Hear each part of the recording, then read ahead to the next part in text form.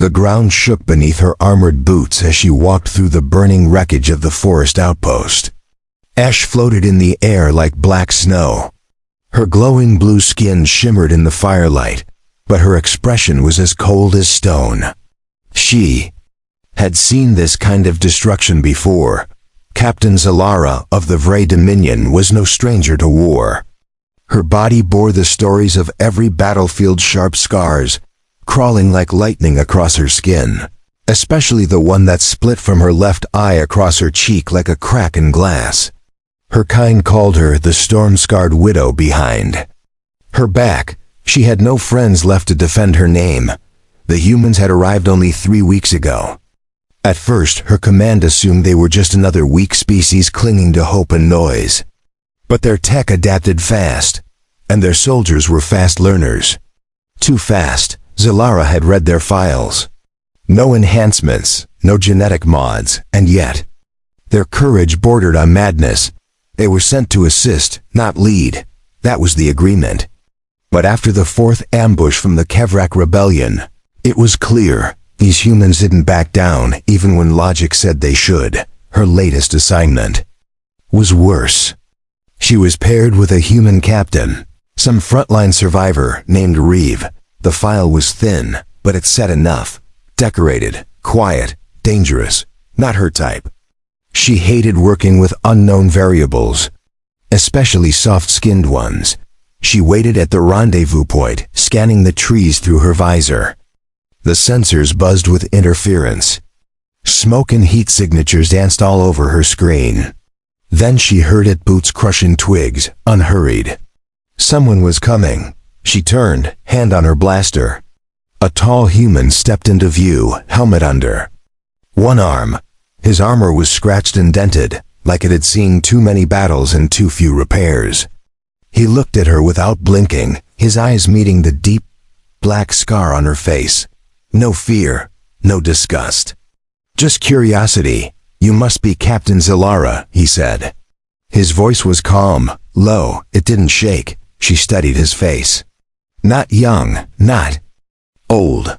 A scar across his jaw. Not from training, no, that one was real. Earned. Captain Reeve, she replied. You're late. He shrugged slightly. Wasn't sure if I should come alone. Your reputation says you shoot first. Only when provoked, she said, raising a brow. You're still breathing, Reeve smiled. Fair enough. They began moving toward the drop zone. The mission was simple on paper: secure the underground rebel cache before sunset. But nothing about this war had ever been simple. As they moved through the dead forest, Zalara noticed something strange. Reeve wasn't just keeping up, he was tracking. Eyes always scanning, fingers resting on his sidearm. Like a predator born in chaos. She expected him to ask about her scars. They always asked. But he didn't, not even a glance longer than needed. It unsettled her more than she expected. After an hour, they reached the cache site. But something felt wrong. The air was too still, no birds, no movement. Then she saw a hidden heat signature beneath the rocks. Not a storage bunker. A trap. Ambush, she said. Yeah, Reeve muttered, already moving to cover. We've got maybe 30 seconds. They dove into a trench just as the world exploded. Dirt and metal rained from above. Plasma fire lit up the shadows. Rebel drones buzzed through the trees like angry insects. Zalara drew both her pulse blades, diving into the chaos. Her movements were sharp, elegant, deadly. Beside her, Reeve fired with perfect precision, each shot dropping a drone mid-flight. He wasn't just good, he was disciplined, military, but with instincts that couldn't be trained. A rebel soldier lunged from the flank. Zalara spun and cut the attacker down, but not before a blade grazed her shoulder, opening one of her older wounds. Black-blue blood stained her armor. Reeve turned to her. You all right? Just a scratch, she growled. They fought for 12 minutes. 12 brutal, breathless minutes. When the last drone fell, and the last rebel stopped twitching, the silence was sharp enough to hear the fires crackling again. Reeve looked at her shoulder. That scar, it's old. But you let it open. She didn't answer. Instead, she sat on a broken stone, catching her breath. Then finally she said, Most soldiers avoid me when they see them. The scars. Reeve sat beside her, not too close, not too far. Why would I? That just tells me you survived more than most. For a long second, she stared at him. Then a quiet laugh slipped from her lips. The first in years, you're the first male who didn't flinch at my battle scars, she whispered. Reeve did not respond to her whisper with words. Instead, he glanced at the battlefield before them. Smoke still curled from broken trees. The scent of plasma and scorched soil filled the air. His silence wasn't cold, it was steady, like he had heard confessions before and knew better than to interrupt. Solara stood first. She did not need comfort. At least that's what she always told herself. Her people were raised on discipline, not kindness. Weakness was punished. Sympathy was shameful. But there was something in Reeve's presence that made the silence feel safe. Come on, she said. We still have to retrieve the data core. If the rebels were willing to die here, something important's buried in that ruin. Reeve nodded. No questions, no hesitation. Just action. They moved through the ruined site with weapons drawn. The enemy was gone, but she knew better than to relax. The rebels often left traps. And the last thing she wanted was to limp back to base because she got careless. Inside the bunker, thick roots broke through cracked walls. Vines wrapped around shattered consoles. But beneath it all, buried under old crates and alien dust, was a black cube pulsing faintly with energy. There, she said. That's the core. Reeve scanned the device. Looks encrypted. Solara knelt beside it, placing her gauntlet over the control panel. A soft hum answered. Her armor linked with the device, pulling streams of data through her neural link. She closed her eyes as the alien language flashed across her vision. What's in it? Reeve asked. She opened her eyes slowly. Coordinates, not for weapons. For people, civilians. The rebels were hiding entire settlements. Then command. Was wrong, he muttered.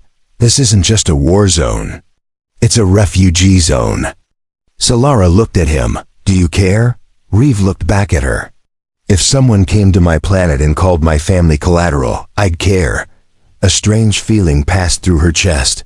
Not pain. Not fear, but something she had forgotten since. Her first squad was lost respect. She sealed the core and handed it to Reeve. Let's move. We can't call for evac with the comms jammed. We'll have to hike 5 clicks north to reach a clear signal. They moved again, quieter this time, both alert. But the forest around them remained still. A hollow quiet that made even the birds vanish. After 20 minutes, they reached a ridge that overlooked a dead valley. It had once been a town now. It was dust. Solara stared at the ruins, her jaw clenched. This was Mira Colony. My sister lived here. Reeve said nothing. He just stood beside her, not trying to explain. Not trying to fix it. Just present. They said the rebels took it over, she said. So command ordered the bombing, no recon. Just a strike. And your sister? I never found a body. Reeve turned to her. Is that why you keep fighting? Solara shook her head. I fight because I'm the only one left who remembers what was lost. Reeve nodded slowly. That's reason enough. For a moment. Neither moved. The wind blew ash across their boots. Then, a sharp whine buzzed in the distance. A mechanical chirp followed. Solara spun first. Scout drone, she whispered. Not ours. They dropped low behind a broken pillar. Reeve activated his visor and marked the drone. It hovered like a silver wasp, scanning the area. Then another one joined it. Then another. They were searching. They're not patrolling. Reeve said, They're hunting. Solara narrowed her eyes. Which means they saw the fight. They're looking for survivors. And they'll find us if we don't move. he added, but the drones had already begun to shift toward their location. Zalara saw one of them flash red a signal. The others turned. "Run," she said. They broke cover and sprinted downhill through black trees and thorned bushes. Plasma bolts tore through bark around them. A drone clipped Reeve's shoulder, sending sparks off his armor. He stumbled but didn't fall. Zalara spun mid-run and hurled a shock disc behind them. It exploded, releasing a wave that fried one of the drones instantly. The others scattered for a second. It was enough. They crashed into an abandoned transport garage. Inside, metal beams and broken vehicles formed a maze of shadows and steel. Reeve slammed the door shut. Zalara activated a shield emitter and placed it against the wall. For now, this will hold. They caught their breath in the dim light. Then Reeve glanced down at her arm. Her shoulder was bleeding again. The same old wound. "Open again, let me see it," he said. She flinched. "No, it's not weakness. It's maintenance," he replied. Zalara hesitated, then sat down. Reeve opened his kit and began cleaning the wound. He worked without judgment. Just quiet. Hands and steady movements. When he was done, he looked her in the eye. "You're not just battle-scarred," he said. "You're battle-proven." She didn't reply. But she didn't pull away either. Zalara leaned back against the wall as the hum of the shield emitter pulsed faintly. Her wound was sealed, but the pain remained. She had stopped reacting to pain years ago. What caught her off guard now was the silence between them. Reeve sat across from her, his rifle resting on his lap. His eyes didn't dart around. He wasn't scanning for escape.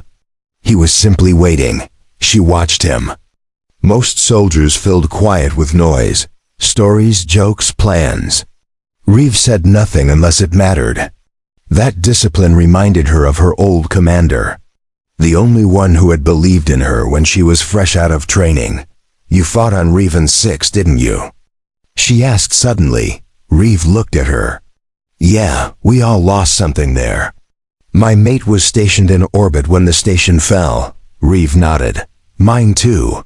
For the first time, the cold armor between them cracked. Not broken, but chipped. Two ghosts recognizing each other. "I used to wonder why I survived," she said. "Why the ones I cared about didn't." "I still wonder," he replied. They sat in that broken garage while the sky outside turned from red to gray. The drones hadn't returned. But they both knew it was only a matter of time. Zalara stood. "We can't stay here." The signal towers. "Close. We move at first light," Reeve agreed. "If we reach high ground, we can punch through the jammers." They rested in shifts. When it was Zalara's turn to watch, she studied Reeve's sleeping face. Even at rest, his fingers were curled like a soldier ready to fight. He didn't sleep like someone who felt safe. When the first sliver of sunlight broke through the ceiling, they moved out. The air was damp, the forest heavy with moisture. Every step felt like walking through memory. By midday, they reached the slope leading to the comms tower. A jagged climb of shattered metal and broken rock. Zalara's legs burned with every step, but she said nothing. Halfway up, Reeve stopped and turned to her. "You're limping." "It's nothing. It's a wound reopening. I've had worse." "That doesn't mean it should stay." "That way." She stared at him. His voice wasn't commanding. It wasn't gentle either. It was real. It didn't ask for trust, it earned it. He offered his hand. For a moment, she considered refusing, but then she took it. Just once. They climbed the last stretch together. At the top, the comms relay stood bent and scorched. But the core transmitter was still intact. Reeve began repairing the signal plate while Zalara set up perimeter sensors. A soft ping echoed. The signal was live. Reeve activated his headset. "This is Captain Reeve and Captain Zalara. We have the rebel data core and need immediate extraction." "Zone 7, Grid 4. The response came a moment later. "Acknowledged. Dropship en route. ETA 20 minutes." Zalara looked at him. "We hold here." But something felt wrong. The birds weren't singing again. A low rumble vibrated beneath their boots. "Get down," Reeve shouted. A plasma blast shattered the relay. Drones swarmed from the tree line, dozens of them. They'd followed the signal. It was a trap, Zalara. And Reeve dropped behind twisted panels. Fire rained from above. Trees exploded. The ridge shook. They fought side by side, each move instinctual. Each shot covering the other, but they were outnumbered. A drone clipped Reeve's leg. He fell hard, sliding down the incline. Zalara dove after him, grabbing his arm just before he tumbled off the ledge. She pulled him back with a roar. Her muscles screamed in protest. But she didn't let go, he groaned. "You could have let me fall." She looked at him. No, the ridge erupted in flames again. Zalara dragged Reeve behind a collapsed pylon and threw up her last shock shield. The field buzzed, barely holding. They were trapped. Reeve looked at her, pain sharp in his voice. "You should leave me. Take the data. Run." Zalara knelt beside him. "Don't insult me. You'll die. Then I'll die standing." The drones closed in. Zalara drew both blades. Her armor hissed as emergency injectors spiked her. Blood with synthetic strength. Her hands trembled. Not from fear. From what she was about to become again. A weapon. But just as she stepped forward, the sky cracked open. A streak of silver tore through the clouds. The dropship had arrived. Twin cannons opened fire, tearing drones from the sky. Zalara didn't stop moving. She charged into the swarm, clearing the path for the ship to land. When the ramp dropped, she turned back and carried Reeve on her shoulder. Inside the dropship, medics rushed to him. Zalara sat down beside him, covered in ash and blood. Her scar was burning again. But this time she didn't hide it. Reeve opened his eyes briefly. "Still here?" She smirked. "Still flinching?" He smiled. The dropship's engines roared as it rose above the smoking trees. Zalara sat on the bench inside, her armor scorched and bloodied. She barely noticed the pain in her limbs. Her eyes stayed fixed on Reeve, who lay strapped to a medic slab, unconscious but breathing steady. The medics worked fast. They sealed the wound on his leg, patched the shrapnel burns, and monitored his vitals. No one questioned who she was. No one dared speak about the alien warrior who refused to leave the human behind. When they landed at the command outpost, Zalara carried Reeve out herself. Soldiers stepped aside, stunned. No one had ever seen the infamous storm-scarred widow with dirt on her face and a man in her arms. General Korvax approached. His face was sharp, expression unreadable. "Captain Zalara, you were expected too. Days ago, we were ambushed," she said. "Rebels knew we were coming." Korvax's gaze shifted to the medic cart. "And the human?"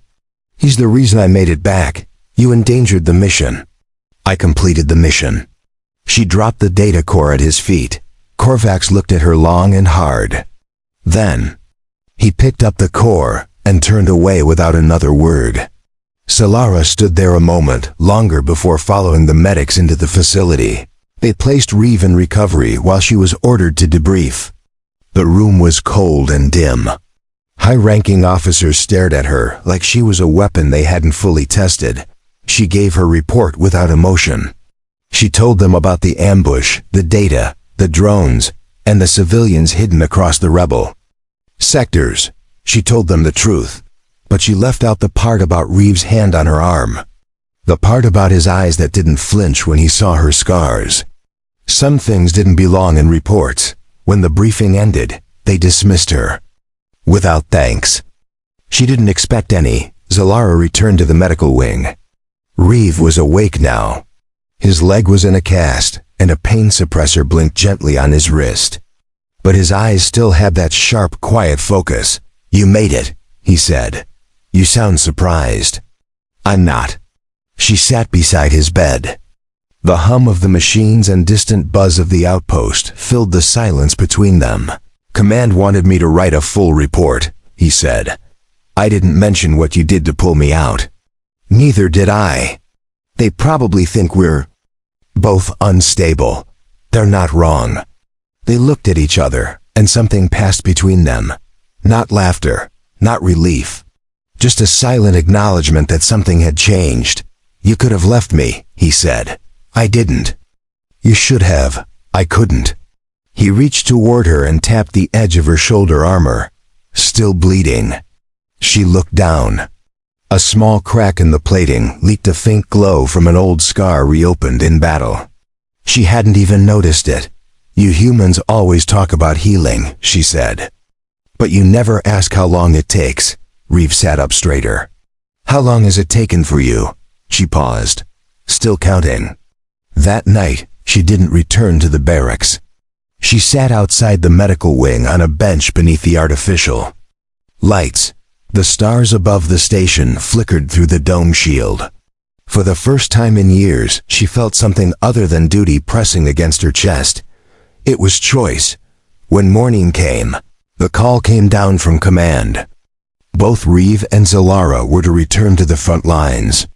A new offensive. A higher threat. The usual orders. Zalara entered his room and handed him his gear. "Looks like they still think we're useful," Reeve smiled. "Guess we proved them." "Wrong. Maybe we did." They walked toward the hangar together, both limping slightly, both armored up again. Side by side, not information, not as strangers, but as something else neither had the courage to name yet. The ship doors opened. The wind hit their faces. The engine hum filled their chests. As they stepped inside, Reeve looked at her once more. "You still think scars make us weak?" Zalara looked at him, then placed her hand over the mark on her face and said, "No, I think scars are just stories written on the skin. You were the first to read mine without fear." Reeve nodded, and, "You were the first to hold mine without judgment," he said. The shuttle broke atmosphere as the warfront neared once more. Zalara stood by the window, her reflection cast against the stars. Behind her, Reeve adjusted the fresh armor on his leg. The medics had cleared him for duty, though his limp was still faint. They were being sent to Sector 9, a volatile region filled with underground networks and rebel traps. But neither complained. They had survived worse. As the ship approached, static filled the comms. The pilot cursed softly, then announced, "Brace for turbulence. Interference ahead." The hull shook as they descended into cloud. Reeve strapped in and motioned for Zalara. She didn't flinch at the tremors. Instead, she stepped beside him and locked her bracer to the safety rail. "You know, I used to hate flying," Reeve said. "What changed?" "I started flying with you." She glanced at him with narrowed eyes, but there was no anger behind it. "Only curiosity. I've had partners before," she said. They all stared at the scars. Some even asked if they could be healed. "Rewritten." Reeve looked her straight in the eye. "Why would I want to erase what made you strong?" The shuttle landed hard, kicking up dirt and ash. Outside, the sky was dark even though it was midday. Sector 9 was choked in smoke from weeks of fire and fighting. They deployed with a squad of mixed species. None of them knew Zalara. Some recognized Reeve. Most stayed silent. The briefing was quick supply route needs clearing, enemy movement. Detected in the eastern ruin sectors. Reeve and Zalara took point. They didn't need orders. They just moved. As they entered the ruin field, the air was thick with tension. Burnt metal bones of old cities jutted from the earth like broken teeth. Every corner could hide a trap. Every shadow could be a gun. Then they heard it. A scream, faint but sharp. Without waiting, Zalara bolted toward the sound. Reeve followed. Instantly, they found the source in a crumbling dome chamber. A young V scout lay pinned beneath fallen stone. His leg was twisted, his breathing shallow. "Help me," he whispered. Reeve began lifting the stone while Zalara checked the area. "It's a trap," she said. "But he's real. I'll get him out. You cover me." Seconds later, the rocks moved and the scout gasped. But before they could pull him free, energy bolts rained down from above. Drones, at least 6. No cover, no retreat. Zalara threw herself in front of the boy.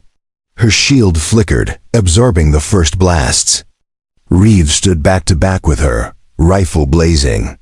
One drone dropped, then another. But more came. The boy screamed again. His fear made Zalara snap.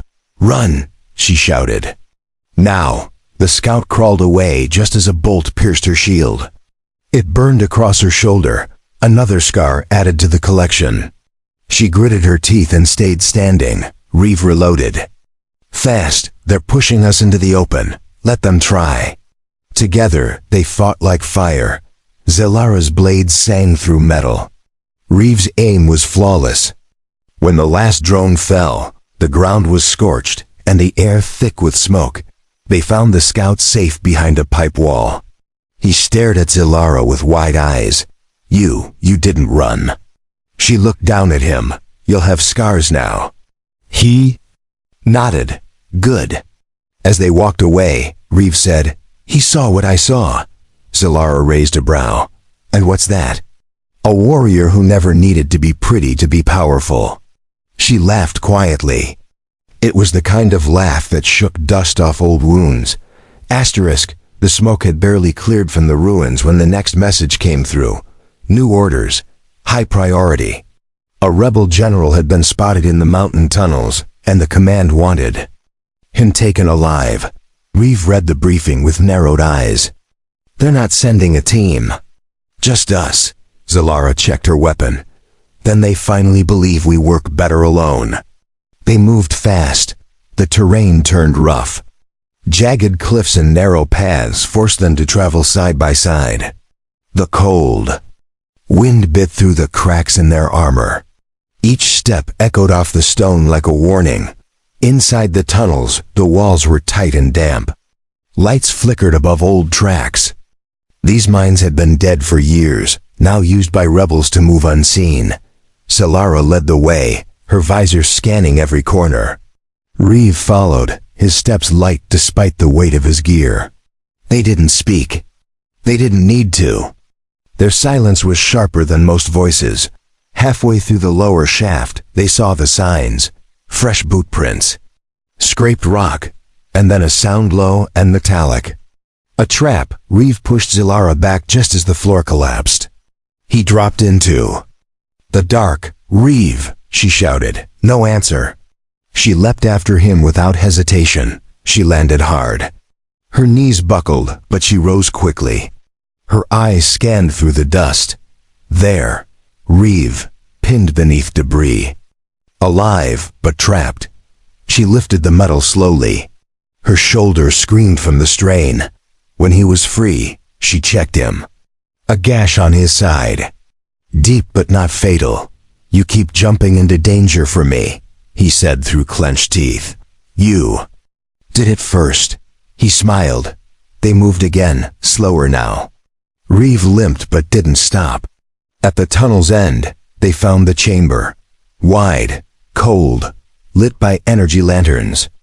And in the center, the rebel general stood waiting. He was tall, armored in scavenged tech. Red eyes glowed beneath his helmet.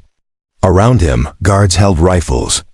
More drones hovered in the shadows. Zalara raised her weapon. "Surrender." The general laughed. "To a scarred relic and a limping human?" "No." Reeve stepped beside her. "You should." The general waved his hand. His guards opened fire. Chaos followed.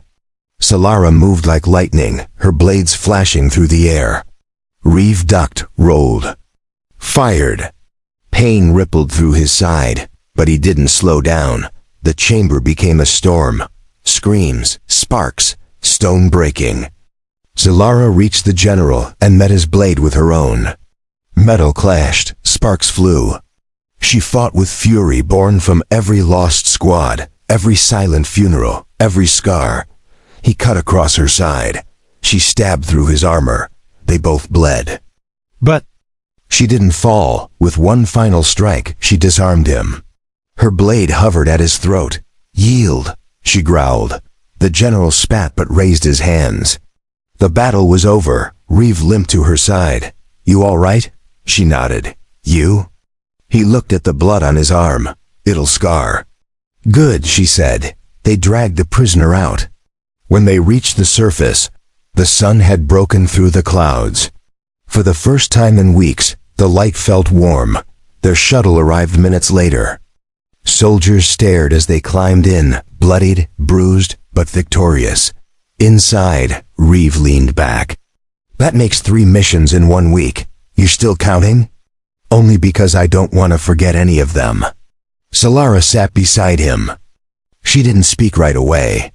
Then, quietly she said, "When this war ends, where will you go?" Reeve looked at her. "I haven't thought that far." "You should. Only if you're coming too." She didn't answer. But she didn't turn away either. The ship touched down at Central Command, and the doors opened with a hiss. Reeve and Solara stepped out into the sunlight, their armor scratched, blood-stained, and heavy with the memory of what they had done. Waiting for them were rows of officers, analysts, and silent observers. The rebel general was escorted away in restraints, but all eyes were on the 2 who had captured him. They didn't smile. They didn't salute. They just walked forward. In the debrief chamber, they stood before a long table of brass and rank. The generals asked questions. They gave precise answers. They did not mention pain. They did not mention scars. But they spoke of decisions, risks, and trust. When it was over, they were dismissed with no medals, no applause. Just orders to rest. Solara stood outside the base with Reeve. The wind tugged at her dark cloak. The scar across her face shimmered faintly in the sun. "They still don't see us," she said. "They don't have to," Reeve replied. "We're not doing this for them." She looked at him. "Then why do you do it?" He paused. "Because you kept fighting long before I showed up. I just didn't want you to fight alone." Her voice dropped. "I didn't think anyone would want to." "I did," he said. They didn't say anything for a long time. Then Solara spoke again, her voice barely above a breath. "I used to think my scars were the reason no one stayed close." Reeve stepped in front of her, meeting her eyes. "They were the reason I stayed." She didn't flinch.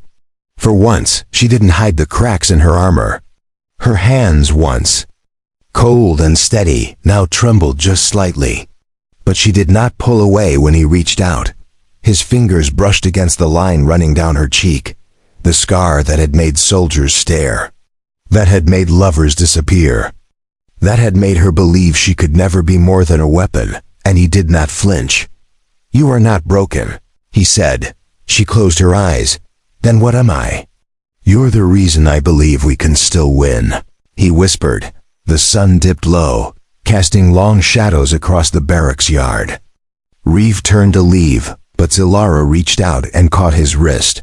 "When the war ends," she said, "I want to remember something that doesn't hurt." Reeve looked down at her hand on his. Then he nodded once. "Then let this be the first." "Memory," he said. She stepped closer, resting her forehead against his. The metal of their armor clinked softly, like old chains falling away. In that moment, there were no medals, no ranks, no war. Just 2 survivors choosing not to run from what they had found.